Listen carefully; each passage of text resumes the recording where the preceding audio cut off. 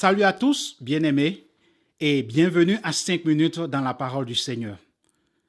Je voudrais ce matin remercier tous ceux qui nous soutiennent par leur prière, qui nous soutiennent et qui nous envoient, qui nous donnent des paroles d'encouragement, des mots d'encouragement, et ceux qui aussi ont bien voulu entrer en partenariat avec nous afin que nous puissions tous ensemble travailler à l'expansion du royaume du Seigneur, proclamer la bonne nouvelle de Jésus-Christ jusqu'aux extrémités de la terre. Nous sommes confiants que celui qui a commencé cette bonne œuvre l'achèvera, poursuivra, car il est l'architecte de cette œuvre, de ce ministère. Et nous avons beaucoup de choses à cœur que nous voudrions accomplir.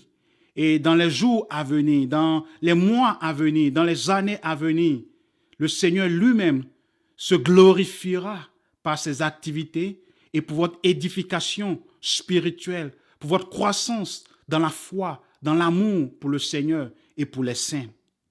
Ce matin, j'ai un message qui va t'emmener certainement à reviser la liste des choses que tu admires dans ta vie et particulièrement la chose que tu veux que les autres admirent le plus en toi.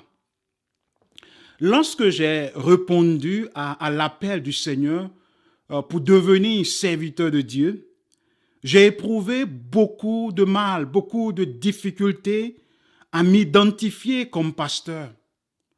Lorsque je devrais me présenter et dire ce que je fais dans la vie, j'avais du mal à dire aux autres, à dire aux gens que je suis pasteur.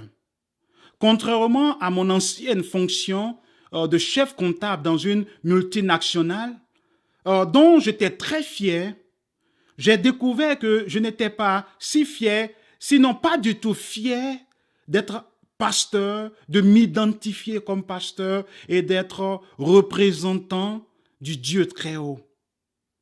Certainement, cela est ton cas, toi qui m'écoutes. Et là, je m'adresse particulièrement aux serviteurs de Dieu, aux pasteurs.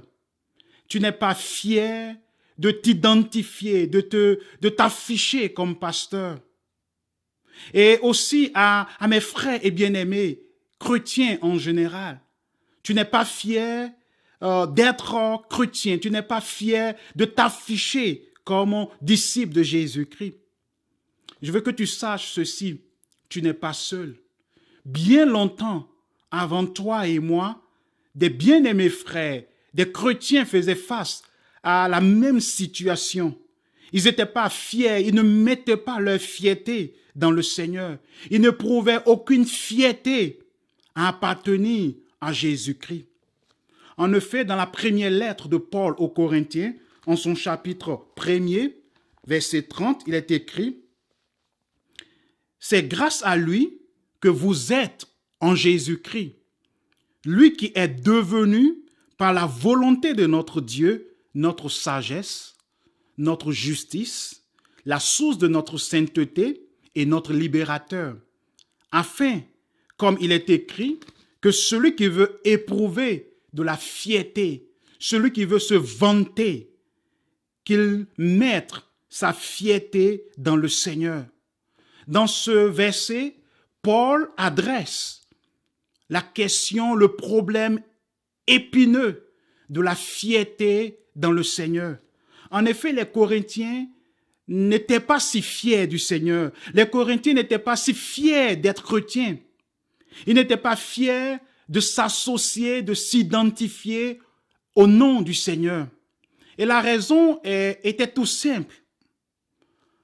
Le message de Jésus-Christ crucifié, ce message était, selon la sagesse grecque, une folie et pour les Juifs, un scandale. Alors, dans de pareilles circonstances et situations, qui aimerait bien s'associer à l'objet d'un message de folie, à l'objet d'un message de scandale? Personne, évidemment. Et Paul écrit pour leur dire, ce message de folie et de scandale, la puissance par laquelle Dieu nous a sauvés et continue de sauver. Par conséquent, qu'ils placent leur fierté en Jésus-Christ. Et la même chose se passe aujourd'hui aussi pour nous. Tu es chrétien et tu n'es pas fier de t'afficher comme chrétien. Tu n'es pas fier de t'identifier comme disciple de Jésus-Christ. Et je te comprends. Nous vivons dans un monde dans lequel les gens placent leur admiration, ils admirent leur sagesse, leur accomplissement personnel. Ils admirent leur physique, leur beauté. Ils admirent leur richesse et possession. Alors nous aussi, chrétiens, nous avons été en quelque sorte détournés de voir Christ comme la chose la plus valeureuse. Et par conséquent, trouver notre fierté en lui. Nous devrons être fiers d'être en Jésus-Christ. Nous devrons être fiers de lui appartenir, de s'identifier avec le roi de gloire. Car Paul dit ici, au verset 30 et 31, au verset 30 plutôt, que par notre identification, par notre union avec Jésus-Christ, il nous a été conféré d'être sages par la sagesse de Dieu. Il nous a été conféré d'être agréable devant Dieu par la justification que Christ a accomplie pour nous. Il nous a été donné d'être saints par la sainteté que le Saint-Esprit produit en nous. Et il nous a été conféré d'être libres de toute condamnation du péché et du diable. Et cela, nous devrons être fiers de cette grâce, de cette bénédiction que nous avons en Jésus-Christ. En Jérémie chapitre 9, versets 22 et 23, que Paul cite ici en la première lettre de Paul aux Corinthiens, en son chapitre 1er, il est écrit, « Voici ce que dit l'Éternel, que le sage ne se montre pas fier de sa sagesse, que le fort ne se montre pas fier de sa force, que le riche ne se montre pas fier de sa richesse, mais que celui qui veut se vanter, oui, le Seigneur nous donne la possibilité de se vanter. S'il y a une seule vantardise que le Seigneur agrée, qui fait plaisir à Dieu, il dit ici, c'est de se vanter de connaître Dieu. C'est de se vanter de vivre une vie qui reflète la bonté, la justice, la droiture, la sainteté de Dieu. Oui, nous pouvons nous vanter dans le Seigneur. Nous pouvons être fiers d'être chrétiens, être fiers de vivre pour Dieu. Et tu sais quoi?